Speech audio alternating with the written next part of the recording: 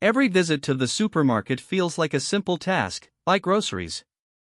But what if every aisle, every shelf, every product placement is meticulously designed not just for convenience, but for subtle manipulation?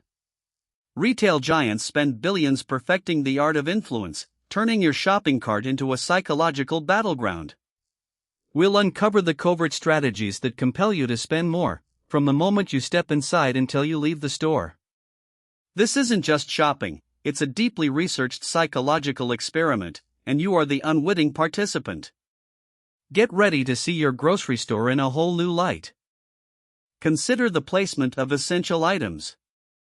You'll often find staples like milk, bread, and eggs positioned at the farthest reaches of the store.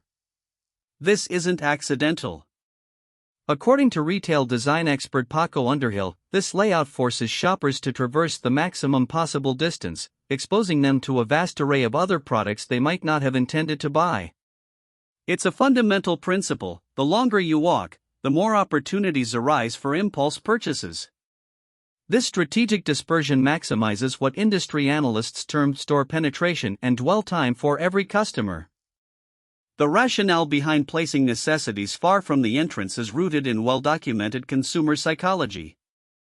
A 2018 study published by the Journal of Retailing and Consumer Services indicated that increased walk time within a store correlated directly with a 15 to 20% higher likelihood of unplanned purchases.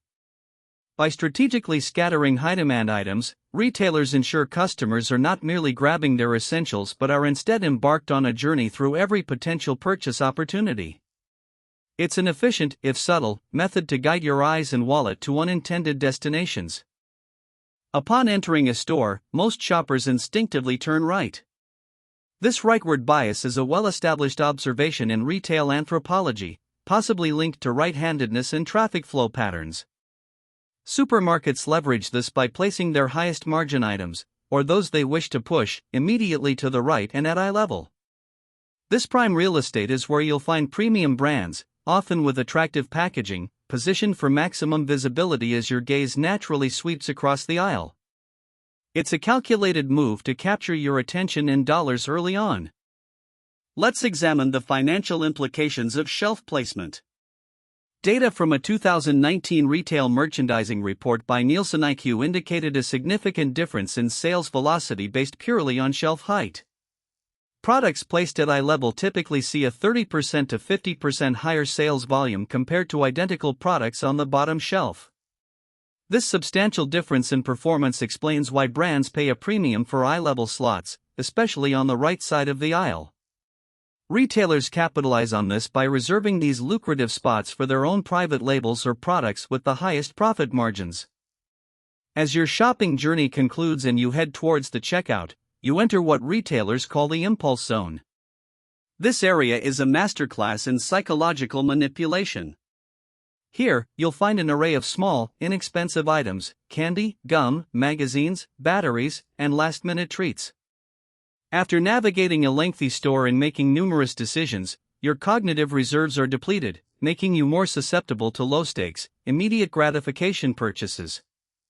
This strategic placement exploits a moment of vulnerability, capitalizing on boredom or a fleeting desire for a reward. The effectiveness of checkout impulse items isn't merely about placement, it's about timing. While waiting in line, you are effectively a captive audience. Psychologists refer to this as the waiting tax. Your mind, having just completed the main shopping task, is now primed for distraction. A 2017 study by the Harvard Business Review noted that such waiting line placements can account for up to 10% of a store's total impulse sales. This subtle exploitation of a mundane moment turns potential frustration into an opportunity for additional revenue, often without the shopper even realizing the tactic. This manipulation extends far beyond supermarkets. Consider the design of shopping malls. You might notice escalators rarely align perfectly, forcing you to walk a considerable distance between floors. This isn't an architectural oversight, it's a deliberate design principle. By staggering escalators, mall developers ensure that shoppers must traverse more ground, walking past additional stores, displays, and promotional offers before reaching their next destination. Each forced detour is another opportunity for exposure, another chance to entice you into an unplanned purchase. The goal of staggered escalators and winding mall layouts is to artificially extend the customer journey and increase face time with retail offerings. Industry consultants like the International Council of Shopping Centers, ICSC, advocate for designs that maximize lineal frontage exposure. Empirical data suggests that these engineered pathways can increase shopper engagement with stores by 15 to 25% compared to direct, symmetrical layouts. It's a subtle but powerful method to enhance browsing behavior, turning a simple transition into an extended sales opportunity for multiple retailers. Beyond physical layout, sensory elements play a crucial role. The ubiquitous aroma of fresh bread from the in-store bakery is rarely accidental. Research from the Manel Chemical Senses Center indicates that certain food scents can stimulate appetite and even evoke feelings of comfort and nostalgia. By strategically venting these bakery smells throughout the store, retailers aim to create an inviting atmosphere, subtly influencing shoppers' moods and encouraging greater food purchases. This olfactory cue primes the brain to associate the entire store with freshness and quality, driving impulse buys. The background music in a store isn't just for ambience, it's a carefully chosen tool of manipulation. Studies, notably one published in the Journal of Retailing, have shown that music tempo directly affects shopping speed and purchasing volume. Slower music encourages leisurely browsing, leading to more time spent in aisles and, consequently, higher sales. Conversely, faster music might be used during peak hours to increase shopper flow. This sonic engineering is designed to control your pace and mood, subtly directing your shopping behavior without conscious awareness. Have you noticed shopping carts getting larger?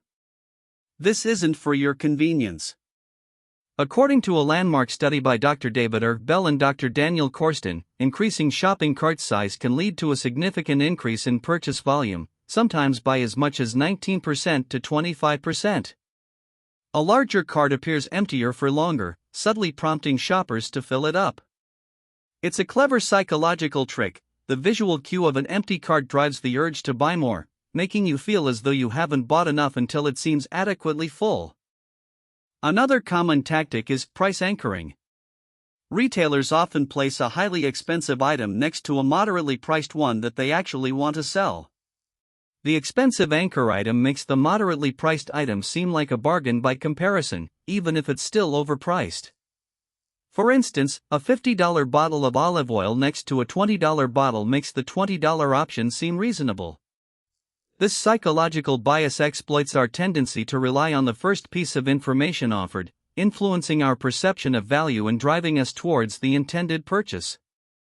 Walk to the end of any aisle, and you'll encounter end caps.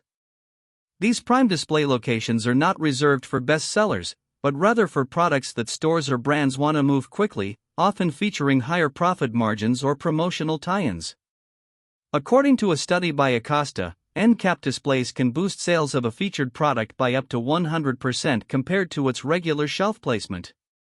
They are designed to grab your attention as you transition between aisles, presenting an opportunity that is often nothing more than a carefully engineered sales push. Behind many of these tactics lies a treasure trove of data. Loyalty programs and credit card usage allow retailers to track your individual shopping habits with remarkable precision. Every purchase, every frequent item, every coupon redemption is logged and analyzed. This data is then used to refine store layouts, personalize promotions, and even predict your future needs. As highlighted by Deloitte's Consumer Products Industry Outlook, this data-driven approach is increasingly sophisticated, making the manipulation ever more targeted and effective, tailoring the experience specifically to you. So, how can you combat these sophisticated manipulation tactics? Awareness is the first step. By understanding that every element of the store is designed with a purpose, you can approach your shopping with a more critical eye. Make a list and stick to it. Be skeptical of eye-level placements and end cap deals. Recognize the impulse zone for what it is. As consumer advocate Ralph Nader once noted, the consumer isn't a moron, she's your wife. The power to resist these psychological ploys lies in informed decision-making.